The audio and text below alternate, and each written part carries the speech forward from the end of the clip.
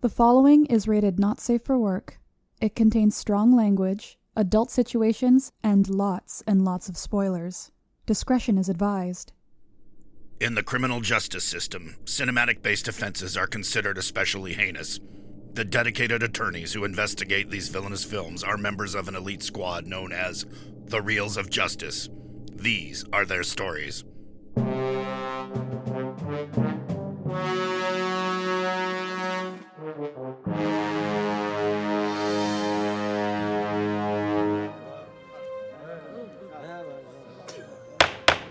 Order, please, order. The Reels of Justice is now in session. Renegade survivor Ryan Luis Rodriguez. You know what? No more R's. I forbid him. The order is for the Honorable Judge Rodriguez.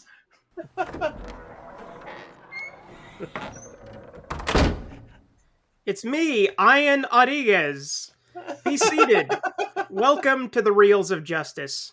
Today we are hearing the case of The People vs. Titan AE, a 2000 animated sci-fi film about a crew who tries to secure humanity's survival by locating a lost ship before it falls into the hands of a hostile alien species. For those of you unfamiliar with our court proceedings, we are here to determine if this film is guilty of being a bad movie. As always, in this courtroom, films are to be considered excellent until proven awful, and the burden of proof lies upon the prosecution to prove beyond a shadow of a reasonable doubt that this film is guilty. Mr. Dylan J. Schlender, you're representing the prosecution. You may present your opening statement. Thank you, Your Honor. Quote, "Look for the Titan AE video game, available this fall from Fox Interactive." Close quote. Alas, this game would never be regulated, instead to the goofy credits section of IMDb, but shed no tears for Blitz Games. They were able to fall back on Frogger 2, Swampy's Revenge. I start my case off with this point because it is important to understand that Titan AE was such a bomb, both critically and commercially. It had seismic effects across the whole range of the entertainment ecosphere. The ripple effects of this movie are serious and worth exploring, but in this case, I want to focus on what we see on the screen. We have the least smooth animation from Don Bluth we have ever seen, and possibly will ever see again, as he has not directed a feature since. We have the most cut-and-paste sci-fi story that would even make the new Star Wars trilogy blush. Then there is the sound, which has led to my fury. The voice acting is flat and lacks emotional depth. And it's not just the voices, but the dated soundtrack. It is like the greatest hits of Tony Hawk Pro Skater rejects. So allow me, a being of pure legal energy, to blow up this movie from a great height and let the debris drift off into guilty space. Thank you. Thank you, Mr. Schlender. I believe you meant relegate. Yes, that's what I'm Not saying. regulate. Yes, What did I say? Two You different said words. Relegated or Yes. relegated? You said it was Relegated. regulated. You said regulated. I said it was regulated, Yes, you did. and I should have said it was relegated. Relegated. Let Greg Yes. talk now. Please. Greg is an You English beat teacher. Dylan with the big words. I finally did it. Yay. Appearing on behalf of the defense is Mr. Greg Marlow. Please present your opening statement. You're about to get Gregulated. Here we go. Yeah. Oh no! Not guilty. That's just a taste of what's to come. Your Honor, upstanding members of the jury, I stand before you today to defend my client, Titan AE, from the preposterous and salacious accusations that it is a bad movie. My client is not perfect. Of course not. We can all acknowledge the less than perfect voice acting moments. We can even admit several pacing issues in the second act of the film. However, the fact that a movie could be improved is not proof that it is a bad movie. If that were the fact, then every movie would be a bad movie. No, my client is not a bad movie. Today I intend to show that the accusations are nothing more than a case of mistaken identity. Titan AE is a classic science fiction space opera that has been mistaken for a family-friendly children's cartoon. Had it been released in the 80s among heavy metal or fire and ice, we would be discussing it in a completely different light. Had it been released today alongside Love, Death, and Robots or Attack on Titan, it would have found a home with an adoring fan base. My client is a victim of wrong place, wrong time, By wrong place, I mean the mislabeled, quote, genre of animation. And by wrong time, I mean the year 2000, on the cusp of a 3D animation revolution to an audience expecting the next Toy Story. Case dismissed. Hey! He did listen! Thank you, Mr. Marlow. Mr. Schlender, you may proceed with your first exhibit. Thank you, Your Honor. As my esteemed colleague Ryan Luis Rodriguez is wont to point out, it's relegated, not regulated. But that's not important right now. What he does also say is that animation is a fascinating medium because everything you see on the screen is a choice. So what did this movie choose to do? It chose to recycle character models from the superior Anastasia. Remarkably low-tech CGI. And you know what? I'm going to go off on a bit of tangent here on the CGI. Because you could just say it's dated. Granted, we're talking, this is 5 years after Toy Story. But, okay, sure. What is so egregious about the CGI is that this is an example of using CGI because it was cheaper than doing the hand drawings. Now imagine for a moment, if you will, the magnificent space icebergs that we see in this movie, moving with the same Spaceberg, if you will. Thank you. Moving with the same dynamics that the natural disasters in the Land Before Time had. That would have been something. No, instead we get this CGI mess. To say nothing of the dredge. Now, if I may move on to the dredge, they do not look intimidating because of the CGI animation. The CGI makes them look out of place. They do not look dangerous at all. They look like video game goons that are to be easily dispatched, which they frequently are, mind you. It seems that even civilian light arms are capable of destroying their TIE fighters. So, as we look at this movie, let's remember, Don Bluth has a style. Maybe I should say had a style. Not all of his movies are home runs, but the man understands the craft. And here, nothing is on display to show this. And I find it to be very telling that he has not directed a feature in the 20-plus years since. Mr. Marlow, care to rejoinder any of this? I would argue that the quality of the 3D animation is actually not bad, and that the quality of the 2D animation was actually pretty impressive for the time. Keep in mind, it wasn't until 2 years later that Disney attempted to do this combination of 2D and 3D animation in Treasure Planet.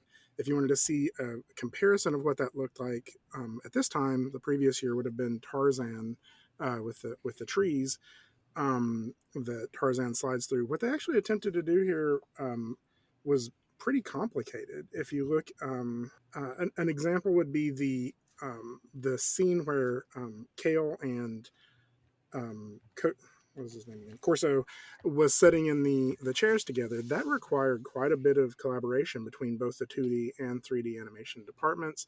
The 3D animation of the chairs had to be animated first, and then created as background plates that the 2D animation had to line up to.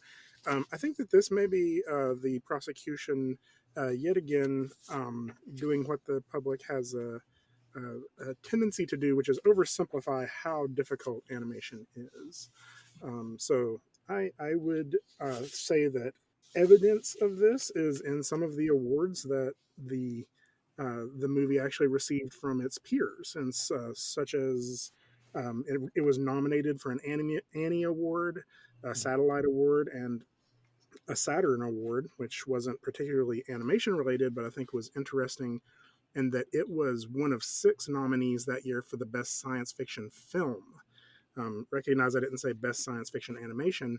I said it was one of 6 nominees for the best science fiction film, which I think brings in my argument, which is that this film is being viewed through the wrong lens. It's being viewed as animation as a genre, not as a film, and that is created using the animation media. I really like that you said yet again, even though this was the prosecution's first argument. I like it. I like it. Previous cases. I will say this is from. I think it's interesting. I was in college learning how to be a 3D animator at the time, which didn't work out, so I became a lawyer. Didn't we all? Yeah. We all. I mean, yes, we did. I fell back on the lawyer side. At the time that this came out, and it was very interesting to me to see the way that this stood in the range of different animations. But I'll get to that more later. All right, and I just to kind of rebut a little bit of that. You mentioned these awards it was nominated for that it didn't win.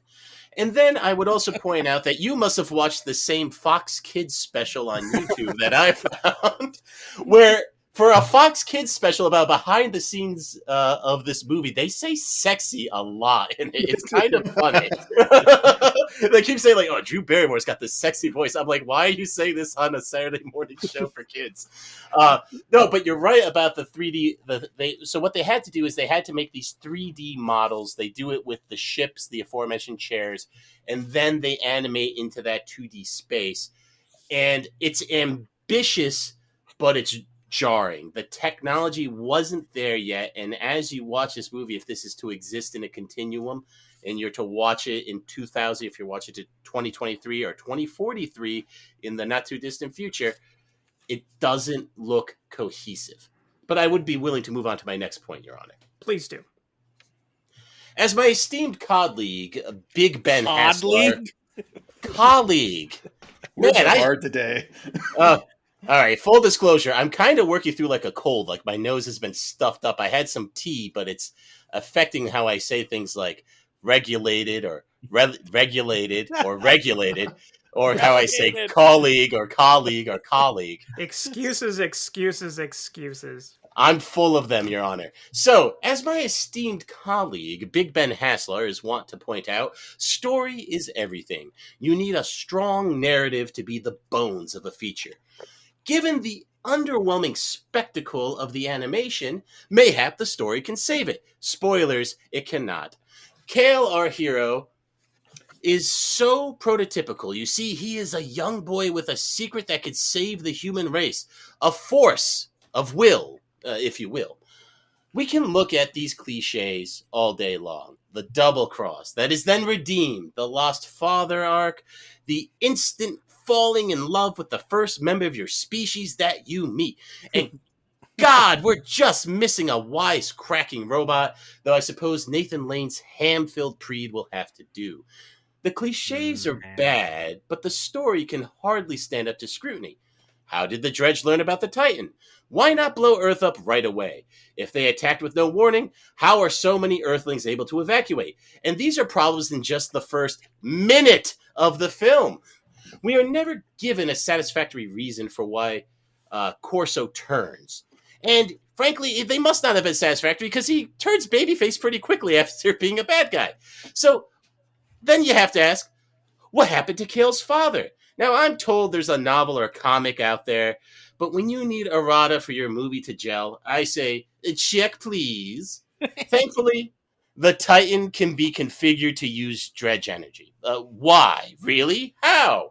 Hand wave it if you want, but what exactly was the plan here? I won't even get bogged down in how a planet is formed perfectly, because this is supposed to be science fiction, but all we get is magic and contrivances to move things along. Mr. Marlowe, please defend the story of this film. Well, I feel that to critique the story of this, you first have to go back to the actual writers of this and recognize that the writers were Ben Edlund, the creator of The Tick, probably one of the most hilarious comics of all time. John August, who wrote the screenplay for Go and Big Fish, which were Academy Award winning. Big Fish was Academy Award winning. And Joss Whedon, who you may have heard of, who is sharpening his skills for another little science fiction space opera called Firefly. And Alien Resurrection, if made the record show. Objection. You can object all you want, it's true. Overruled! So yeah, but let's talk about the story of Titan A. It's a classic science fiction space opera about a ragtag crew of the spaceship Valkyrie looking for a sense of belonging. Kale is a character who my autocorrect insists on calling Cake is our protagonist. Can we call him Cake from now on? Cake. So Cake is is within a few minutes of the film, Kel loses everything. He loses his home, his sense of place, when the Earth explodes. In the same stroke, he loses his father, or his sense of family.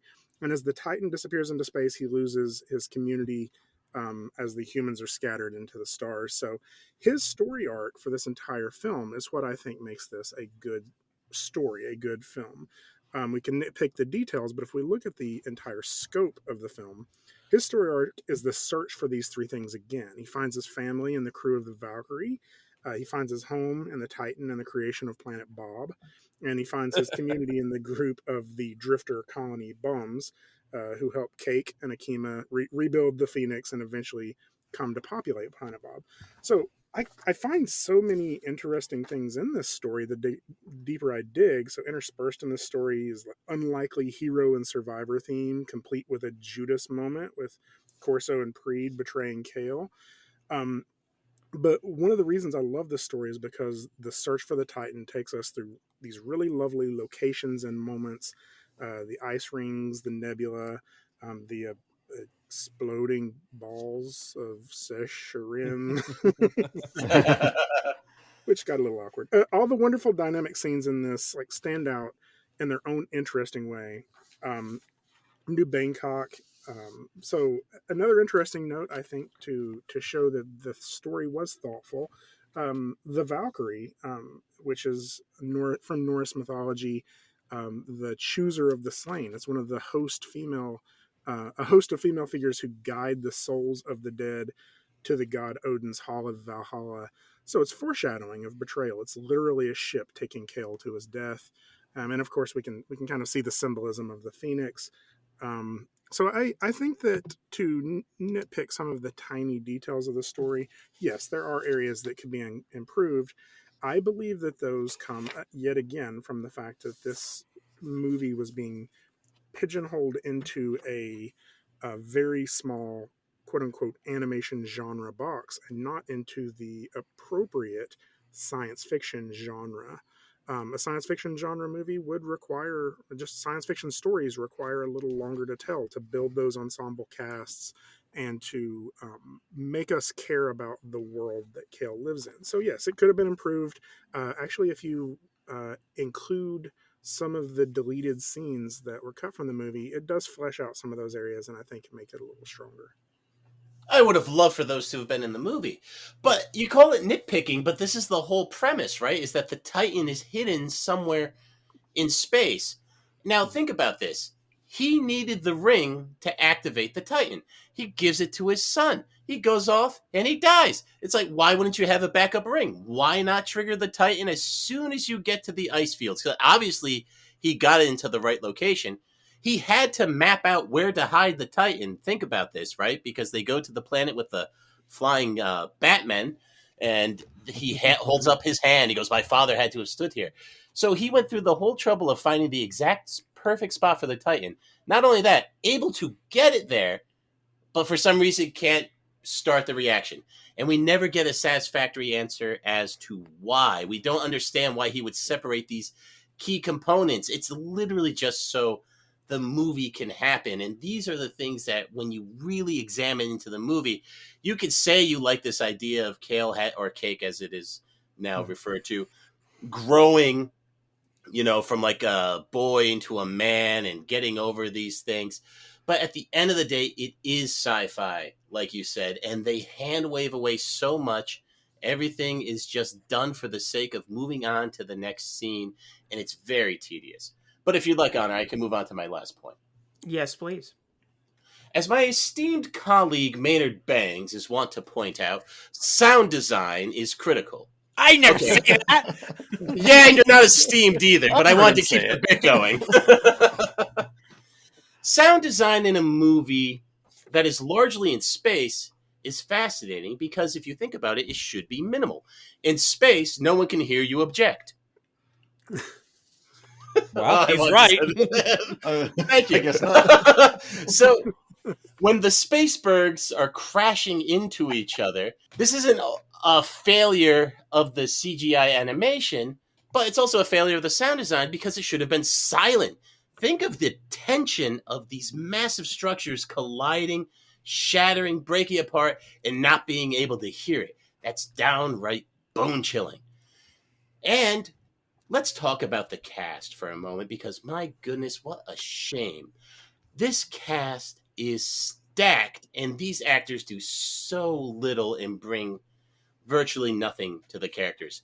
John Leguizamo's Goon is a one-note, one-joke. He's eccentric, but he's brilliant. That's it. Janine Garofalo, more like Janine Gruffalo. We get it. She's mad. Bill Pullman sounding like every Space Marine Han Solo wannabe we have heard before. It is a Spaceballs reprise we did not need or ask for. Now, I will give Matt Damon some credit. He could do a good falling down scream. He had to do a bunch of the movie. I don't know why. But when he delivers the line, "I'll show you how much like my father I am, I'll leave," the collected energy of the audience cringing could have powered 5 Titans. Look, I love that this is 2023 because now I can use this as an argument. Drew Barrymore is voicing a character of Asian ancestry? Okay, it didn't even have to be 2023. People were pointing that out in 2000, saying something along the lines of Lucy Liu would have made more sense. And I say, hell, throw Cameron Diaz as the Judge Queen. We get all the angels in there. That's a movie. And then the last piece of sound, I have to mention it, the soundtrack. Oh my God, it is so jarring and dated, not since Mask of the Phantasm ended with "I Never Even Told You" by Tia Carrera have I been so baffled by a song choice. Early 2000 hybrid rock belongs in video games. It would have been perfect for the Titan AE game, but oh yeah, the film bombed so hard, the game never got off the ground. Oh, what a shame that was. Mr. Marlowe, please defend the sonics of this film. As a child of the 80s who was a teenager in the 90s, that soundtrack was lit. It did have the band Lit on it. That's true. Exactly. Lit's on Lit it. was on it. I can't object to that. I would argue that time passes. Like that is just a fact of life. That is, Yeah, like 300 years was supposed to pass, though. This movie takes place like 2300 here. the argument that the soundtrack is dated for a movie that is 23 years old it sounds like arguing that movies made in the 50s had too many cars from the 50s. Like that is, I feel like that it was a movie of its time, and although that music may not necessarily be on trend right now, I think for its time it was actually an attempt, maybe a last-ditch attempt to try to appeal to who the real audience of this film should have been, which was not the Fox Kids group of children. It was adult science fiction fans. As for the voice acting, I will agree the voice acting could have been better in spots. I believe that everyone at this point wanted a repeat of the Tom Hanks and Tim Allen success. And I think that there's definitely takeaway lessons from this, that just because someone is a good actor doesn't mean that they are a skilled voice actor. There were some relatively stiff line deliveries, particularly in the second act with Drew Barrymore and Matt Damon. I do think that got better. I think that throughout the film, as the emotion, the tension of the film rose, I thought it improved. And you know, I think of Drew's very last line of saying, "I'll never call it that." A line about Planet Bob was very well delivered. Oh, very much. I agree. And I do think that all of the secondary characters, John Leguizamo, Nathan Lane, Jim Brewer, had you not recognized those names from the credits, I think we're doing a very good job at trying to do voice acting. Matt Damon and Drew Barrymore were unmistakably Matt Damon and Drew Barrymore, and that's just kind of the nature of who they are. But Tone Loc redeemed it entirely. So. Sea Bear himself. Mr. Schlender has rested their case, so Mr. Marlowe, you may proceed with any further exhibits that you have. Yeah, I would tackle why I think this film has actually fallen into the history books as not well received, which is of course the poor ratings and the box office success. It is currently setting at a 50 Rotten Tomatoes score, and it bombed at the box office and only brought in $9 million on its opening weekend. So why is that? Well, it opened the same weekend as Mission Impossible 2, Gone in 60 Seconds, and Big Mama's House. Oh. Why would anyone choose to open that weekend? It's because it's a children's cartoon, right? Cartoons are for kids. And I think this is the danger of thinking of animation as a genre. Genres are used for marketing purposes to allow the audience to predict what they're walking into. But the word animation tells us nothing about the story's plot, the complexity of the characters, the level of violence, or serious topics within the story. So animation just tells us the media that was used to create. So Titan AE has partial nudity, eluded references to erections and some sexual suggestive scenes. One character explodes, and there's a scene where a character breaks another character's neck while they're both facing the camera. However, when we looked this up on YouTube, the Quest for the Titan was listed as a Fox Kids documentary. Not all animated films are for kids. Animators have been making this argument for years, including at this year's BAFTA Awards, where in the acceptance speech for Pinocchio, Guillermo del Toro said, quote, "Animation is not a genre for kids. It's a media for art. It's a medium for film. And I think that animation should stay in the conversation." So this media versus genre debate has gone on forever, and we've made some great strides with like Spider-Man and Into the Spider-Verse and Coraline. And Pixar has made some strides even in the animations delivered for or created for children, showing that they're artistic films as well. But I think Titan AE landed on the plate of an audience that was hungry for the next 3D comedic gag film. It was 1 year after Toy Story 2 and 1 year before Shrek. So the top grossing animated film that year was Dinosaur, which was a blatant ripoff of another Don Bluth film, Land Before Time. Titan AE just wasn't what the audience was expecting at that moment. So if we go look at more modern review sites like JustWatch.com, it has a rating of 73%. And as a teacher, I can confirm that is a passing grade. Oh, good. That's why I got on the bar. I was nervous for a second. And a lawyer. Mr. Schlender, would you care to rebut any of this? Well, I do appreciate the impassioned plea for animation as being bigger than a genre, which is fine. And honestly, I do view this is a sci-fi movie first. It does have it's one of the more violent PG movies you'll probably see, especially from 2000. But I don't think that does enough to address the shortcomings of what we're actually seeing on the screen. If we want to talk about how it was mishandled, mismarketed, aiming for the wrong demo, those are all back of house problems. At the end of the day, what's on the screen, if you put that in front of a discerning audience, they're going to see the flaws that I laid out in my case. Mr. Marlow, would you care to proceed with your next exhibit? To address that, how could this movie have been better? So again, the pacing was really the issue that I saw, and I think addresses some of the stories some of the issues that the prosecution is showing. We should have left in the green drink scene that would have added and built more of the personalities of the characters and allowed us to empathize more with this ensemble cast. I would again argue that this is a limitation that was likely placed on the film that ties back to the genre versus media debate. An animated film at that time, and really now as well, is very rarely longer than an hour and a half. So think of Guardians of the Galaxy. That's another sci-fi space opera. That was 2 hours and 2 minutes long. Sci-fi stories take a longer time to tell. And you need to build a world and make us care about the cast of characters. The limitations of the genre likely, of the animation, the quote-unquote genre of animation, likely tied Titan AE's hands a bit. However, I think it recovered from those second act issues in the third act. The third act was very engaging. Some of the arguments that the prosecution made earlier about, why was there not a second ring?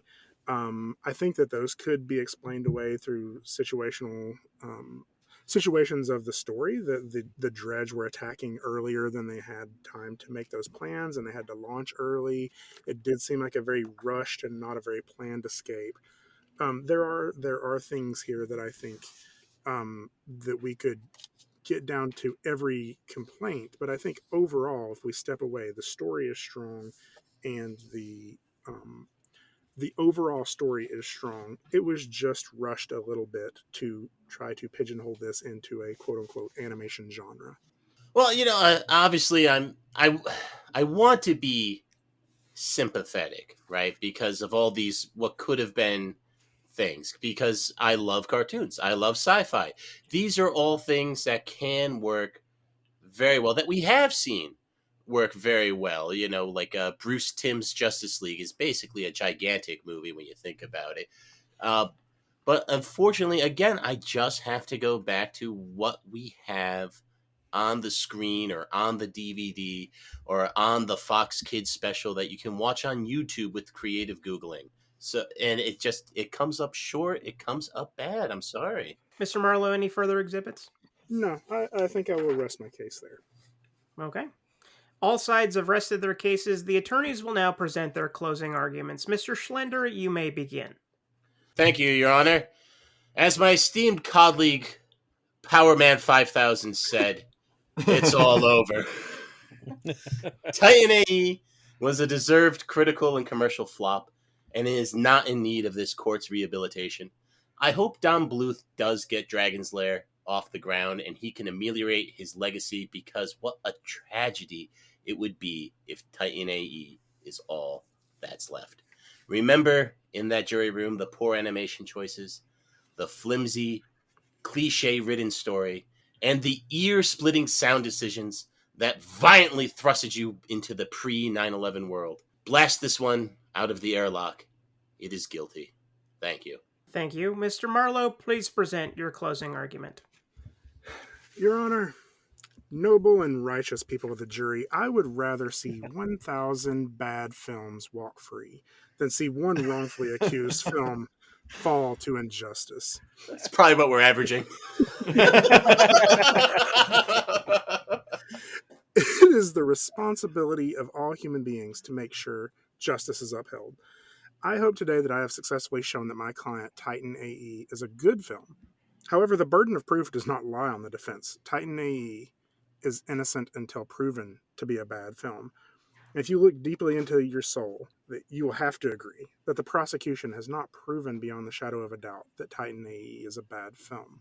The strong story structure overall, the amazing environmental experiences that we have in this film, and the emotional ties that we have to a very relatable story of Kale's search for place and family. So sure, my client is not perfect. None of us are. But Titan AE's shortcomings Titan AE's shortcomings are far outweighed by its engaging story, groundbreaking technology, enticing visuals, and memorable cast. I have done my job in defending my client to the best of my abilities. Now the responsibility falls on you to make sure justice is upheld. Humanity is counting on you, just like it was counting on Kale and his weird hand map thingy. Now it is up to you to step up and do your part. Planet Bob is depending on you. I'm not going to call it that. Thank you both. And I think his name is actually Cake. Members of the jury, Mr. Big Ben Haslar, Mr. Maynard Bangs, and Mr. The Cosmic Castaway, Ryan Luis Rodriguez. You've all heard the facts concerning this case. It is now up to you to determine if this film is guilty of being a bad movie. The bailiff will escort you to the deliberation room to render your verdict.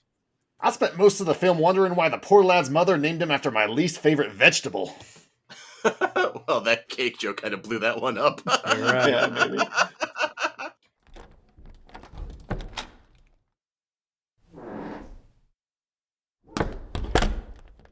All right. Interesting case. Just to leave my biases at the door. I didn't think I'd seen this film until I watched this for this case and realized I had watched it. I just turned it off at the 30-minute mark long ago. I did not care for it. I try to keep that bias aside as the people argued their case. But this movie, it was hard for me to get through. It was painful. Maynard, what did you What think? bugs you? Well, I want to know what bugs you so much. Most of what Dylan said hit the nail on the head. For one, like the music was just atrocious, like the most boring white guy music I've ever seen. The CGI and the mix of the animation is terrible. And I love Don Bluth's previous work. It does not work here. The voices do not match what people are saying. And even the voices themselves, it doesn't feel like any of these people are in the same room as each other. There's no chemistry at all. And the story makes zero sense. I've seen all of these tropes a million times before. I do have some thoughts on the rebuttals, but I did want to let you guys weigh in. Ryan, did you hate the soundtrack? Did you like the soundtrack? I hate the soundtrack, but at the same time, I love the way that it looks. Like, occasionally it looks like something that would air as a segment on Liquid Television, which is right up my alley. I love the crystalline, uncanny valley designs of the dredge and their mothership. It looks a lot like Reboot. If you were a child of the 90s, that's either a good thing or a bad thing. I don't know. And there's some definite Ralph Bakshi rotoscoping influence on the human poses and their movement. But all that stuff aside, like, this is not a good movie. I'm sorry. This is a gentleman's four. It has some charming stuff, but ultimately I didn't care. I'll agree with it not being a good movie. The way, listening to the soundtrack at the time, it was like, yeah, this is really jarring because it sticks out so much. And maybe it'd have been nice to just have like a classically composed score. Would have made it feel more absolutely. The rebuttal for that was like, we're judging it by being dated by that's because that's what people were playing at the time. But you could pick other things. There are other movies from that time. Even Star Wars, John Williams stands the test of time. It does not stand the test of time here. Well, what struck me during the cases when they were discussing this is I thought of heavy metal, right? Because it had been brought up. And this soundtrack almost kind of reminds me of that because very few of the songs off heavy metal ended up being timeless, huge songs, right? And a lot, like, the movie's not about music. It's just that music gets set to a bunch of scenes. And so is heavy metal a good movie though? Yes, it is. I think yes, I do. But I'm just saying that I think that might have been what was going through their head of like, why don't we do all these kind of like what they consider rock songs at the time? It's very dated to us, but at the time, I mean, that was what rock sounded like, the country, 9/11 hadn't happened yet. But it's taking place in the future. So why are we making rock songs of today in our future? They're not listening to Lit and Jamiroquai on the space station. But we are, right? It doesn't match. We are. It's like in similar, like in heavy metal, they're not listening to Journey's Open Arms. It's not playing on a radio or something. It's scored to the music. I don't remember. I will warn you guys to stop mentioning heavy metal because I do have a recommendation coming up, and I don't want to have to repeat anything. Absolutely, I won't. Moratorium on that. Voice acting. I don't mind that Matt Damon and Drew Barrymore just sound like themselves. Like that's kind of no, I don't either. That's why you hire them to sound like themselves. Exactly. John Leguizamo was a kind of irritating eventually, but at least he was going for something. Nathan Lane, I thought, was excellent acting the whole time. I mean, it's Nathan Lane, but it's still excellent acting. And that's about as, I mean, you could have never convinced me that was Jim Brewer. I don't even know how he made those noises. Actually, it didn't sound anything like Jim Brewer. And then, I mean, about the plot, it was a little, there are some holes, but I don't think there's as big of things as Schlender was talking about. Like the reason he doesn't activate the ship is I thought he says that he uses all the power from the ship to get there. And the batteries are drained. That's why he can't do it. Maybe they left too soon or he wasn't ready. About the plot though, don't you think it was like tropey? Like you've seen everything in this movie before. And the other question is like, do you care? Are you invested in them accomplishing their goal? Or are you just like sort of, oh, that's cool animation or not? Yes, cool or I could see it, and no, I don't think that it works. Like Bill Pullman and his sudden heel turn is obvious from the second he shows up what exactly is going to happen. Maybe not the reversal, but the fact that he's going to be revealed to be in league with somebody bad is kind of just, I mean, I've seen movies. I expected the Nathan Lane heel turn because he was introduced to us as so sort of scheme, like scuzzy. But actually, I didn't see the Bill Pullman turn because like it didn't. He wants, like, the aliens want him to help find the ship so they can destroy it. But if they just killed Matt Damon off the jump, they'd never find it anyway. So their plan to use him to find the ship kind of doesn't make any sense. It's kind of stupid because they could have just killed him and then no one would have ever found the ship with no map. He's a liability as long as he's kept alive. You're better off killing him and then just kind of hoping you stumble upon it. Also, if you have evil conversations with aliens, you should probably close the fucking door all the way before you do it. Don't leave the door cracked open for anyone who just happens to be walking by to heal your evil plan. I don't know. I don't know if I want to be the first to lock in. Well, I'm calling it. I'm the 4-person. You got to go. Me first before Ryan. Okay, I agree. This is not a great movie, and the 3D CGI stuff does bug me. I do wish it looked a little better because it's like basically Transformers Beast Wars level. But I do like that they tried it, like at least with the alien species, because Schlender used it as a negative, but I kind of like that they stick out and they don't look like everything else there. They seem like they're other dimensionally or otherworldly. I just wish they were rendered better. The soundtrack kind of grows on me. I think the voice acting's passable. I think the animation is above average. I think it does look good. It is tropey, but it puts together a pretty good story out of those tropes. It's not super original, but I think it's a decent enough story. So I don't think it's good, but I don't think it deserves to be bad. I think it's more middling, and when middling, I tend to lean towards not guilty. So I'm going to go not guilty. Master Ryan? Yeah. So, I mean, I love looking at it, but I don't like watching it. It's kind of like, it's static to me. Like, it's not painful per se, but it's just like with all these resources, something better had to have been the result. And it doesn't hold together for me. So I'm sorry. I'm going to go guilty. Oh, well, then it's doomed because we know how Ben's going. Well, to say what I did like about the defense attorney, I did like some of what they did, like with the ice crystals and the exploding gas trees. Those were kind of neat ideas. And I love the impassioned plea for animation to be taken seriously, because so often people who are outside of the animation scope just see it as something to put on for the kids to keep them busy, and they don't engage in an art form itself, which this is an art form that can tell literally any kind of story, whereas in real life you're constrained by what you can actually film. I love animation.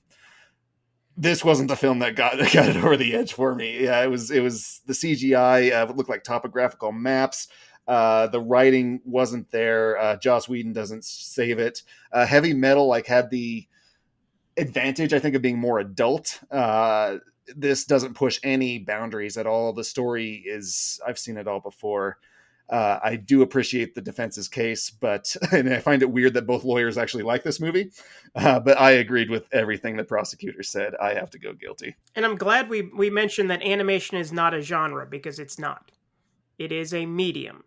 100%. Might even be a large. Then I guess we should get out there and tell that very handsome judge. That joke took me a while. All day. I was like, it's so many bad jokes. It's early yet.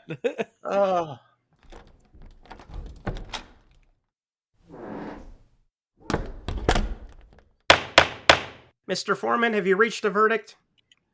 We have, Your Honor. In the case of the People versus Titan AE, we find the defendant guilty of being a bad movie. Boo!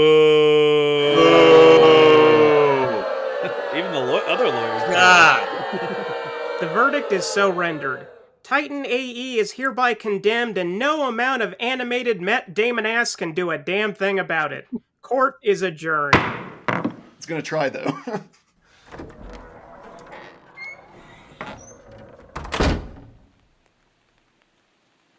Okay, this is Jim Brewer doing that voice from that show that you guys saw. Remember Jim Brewer? I'm a public figure, so anyone can do me. Oh, okay. Anyway, I'm reporting outside from the Reels of Justice. Dylan J. Schlender, did you care to share your thoughts on the jury's verdict? A dagger through my heart. Jesus Christ, can't this court get anything right? I mean, I knew I put on a good case. You won, I don't know if you realize. Yeah, I know, and I'm not supposed to break character till the post-trial, but I can't contain my rage, goddammit. This movie's fantastic, and the fact that Ryan Luis Rodriguez, of all people, Jesus, you know. You really should have had one of them prosecute, right? You should have been. Yeah, I mean, you would think. It's not like this wasn't planned, for a while now. But you know what? It's fine. It's okay. I thought we brought up a lot of good points about this movie. I didn't make anything up, and I liked Greg's case. It was very, very well argued. And I'm going to now do my spin-off show, Appeals of Justice, where we can rectify this. We can rectify Star Trek Nemesis, Halloween 3, Troll Hunter even. Why Fantasy the Spirits Within, let's get that in there. No. You had your chance, man. Oh, God, get out of here. Yeah. Oh, God. I got to stop talking. In the future, I'll let you find one of their favorite movies guilty. And maybe I will. Here comes Greg Marlow. Can we get your thoughts on this travesty of justice? I'm really discouraged to try to defend Rockadoodle next. So they probably love that. They probably love that one. So Justice's blindfold is soaked in her tears today. My client's rightful place in the history books as a groundbreaking and valuable contribution to cinema this is terrible. Now the legacy has been tainted by this tragic verdict. I weep for the species. I think it's worth it. I think the dread should destroy us all. But that's all we have from the courthouse today, so let's get back to the studio for that post-trial analysis. Jesus Christ. I couldn't remember what that character actually sounded like.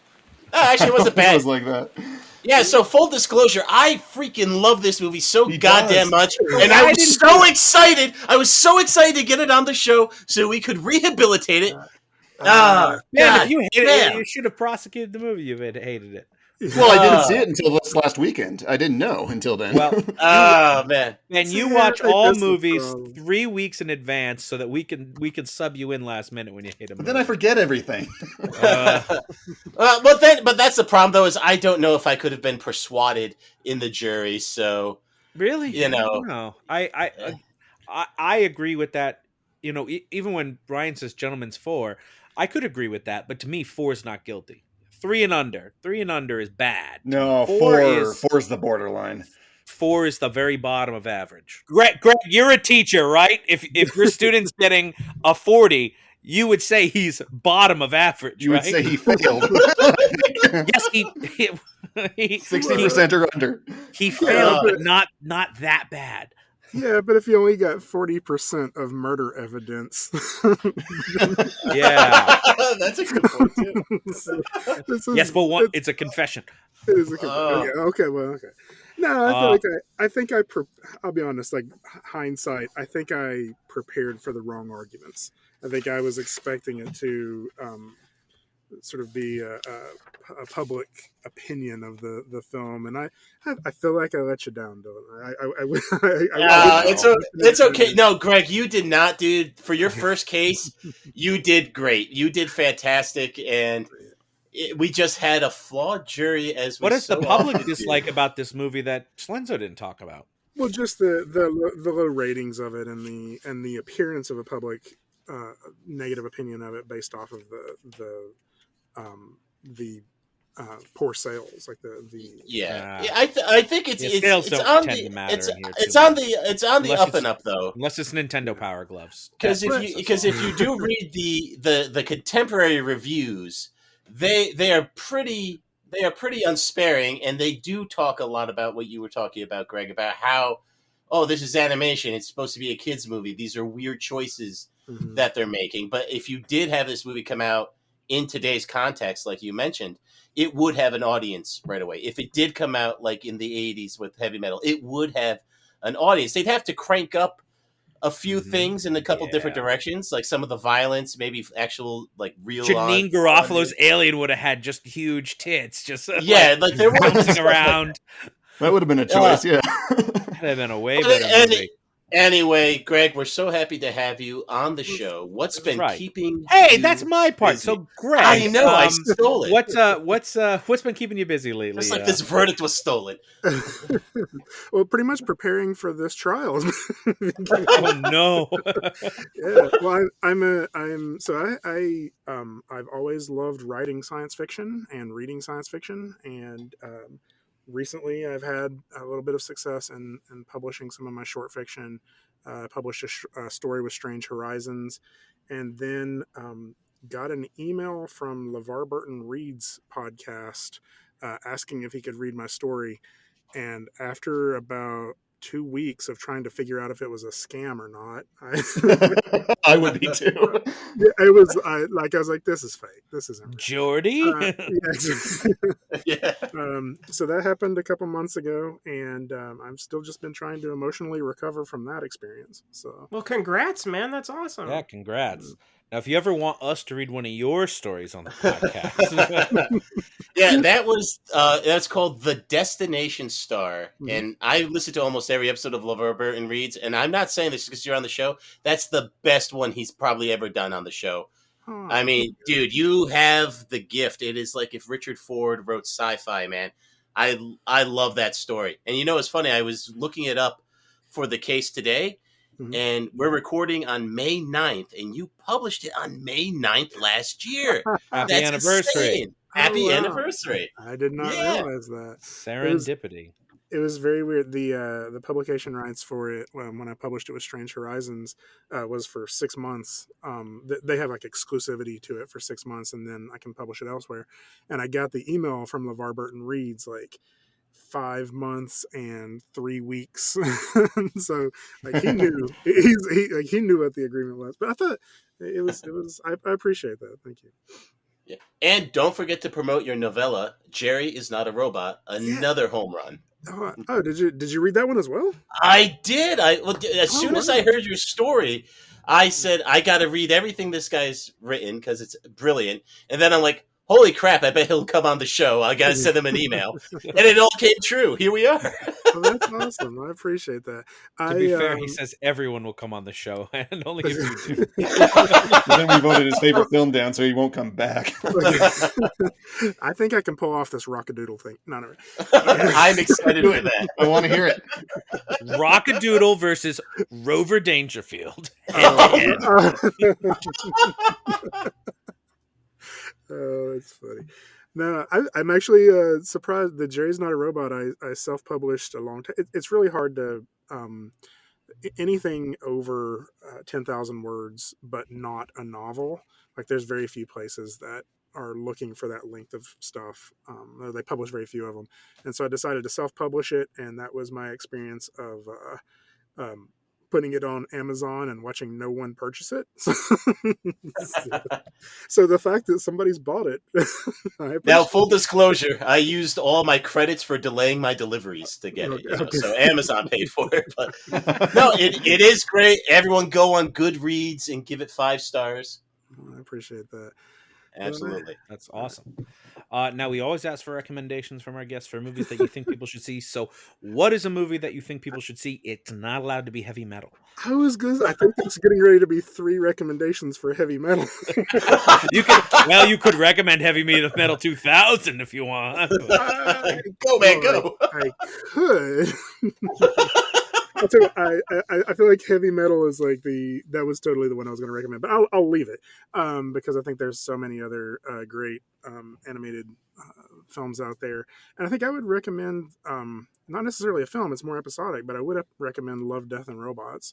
Any of the seasons on that because I think that shows part of what I was getting at, which is a science fiction story. Like if you look at the length of novels, science fiction and fantasy is just longer, and I think to tell a science fiction feature length film, you just need more time than I think a lot of animated stories are able to give it, either for financial reasons or for publication reasons. So, Love, Death, and Robots does something which I think is great, which is take short fiction and turn that into more achievable animated events or animated stories.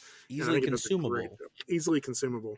Bite Which I think is really interesting because heavy metal kind of does the same thing too. So, yeah. We're going to let you talk about heavy metal when somebody else talks about it too. Okay, fair enough. Now, which wait, I'm going to put you in the hot seat. What's your favorite Love, Death, and Robots episode? Say, yeah. Get out of my hot seat, Schlenzo. I can't. I think it's called Suits. I think it was from season. Yes, Yeah. yes, that's mine too. Holy crap! I'm not even kidding. I will say I'm doing contract. I do contract animation usually over the summers, and it's usually for game industries. But my goal is to someday get to animate on an episode of Love, Death, and Robots. So I hope. All right, we're putting it out there, man. Yes, putting that out into the universe. Schlenzo, like we binged them all, and he had a guess of what my favorite one would be, and then at the end he was right. It was the one with the space spiders. So it was like, yep, that one's freaky as hell. That lives rent free in my brain. But of the new season, like the giant that washed up on the shore, that one was really good. Oh, that one was very good. Yeah. Is it Jabario is really good too. Jabari, that was beautiful and hard. You could to barely watch tell that was animation. Actually, the way that was filmed is really interesting. If you look at the behind the scenes, that director is the same one who did. There was an episode in the first season too about I think it was called The Witness, where the woman like witnesses the murder. And my understanding of how they make that is that they animate it without thinking of where the camera is going to be, because the director then just goes into the scene and films it, or like sort of places the camera to capture the animation. So usually when you're animating, you're thinking like, this is the camera and this is what the audience is going to see. Those have to be animated in a way that it could look good from any camera angle, which is much more how you would do video game animation. Interesting. I saw somebody cosplayed that Jabario, like the what is she? She's not a djinn. She's she's like a lake demon. No. I kept thinking siren because she's like a siren. Yeah. Oh, yeah. I think that's it because she screams and stuff. So like a gold-plated siren, which is pretty cool. So new band name, I call it. Okay, Schlenzo, what is your recommendation? All right, so can't be heavy metal. It is not. I actually had a backup because I thought someone might scoop this one up, but I'm going with it. It is The Secret of NIMH, which is also directed by Don Bluth, and it came out in 1982. And ladies and gentlemen, this is an absolute masterpiece that seamlessly blends stunning animation, suspenseful storytelling, and heartfelt characters to create a timeless classic that appeals to both children and adults alike. From start to finish, this imaginative tale follows the journey of a brave and resourceful mouse as she navigates a dangerous world filled with sinister rats, treacherous obstacles, and mysterious powers. It's a captivating story. It has memorable characters and gorgeous animation. The Secret of NIMH is a film that deserves its lauded place in the canon of animated features and would not be out of place in a discussion of the best of all time. Maybe possibly Don Bluth's second best film. I next to Rocket Rocket Time is your first. Next to Rockadoodle. Slam Before Time. It's all Slam Before Time. Ryan, what is your recommendation? Could be anything. It could be Could even literally be anything.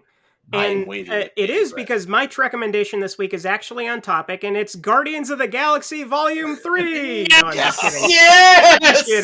I'm kidding. The movie that I wish Titan AE was more like 1981's Heavy Metal. There is something about the relatively crude design aesthetic. It's all done on twos instead of ones. That absolutely works in the film's favor. It's all about the vibes.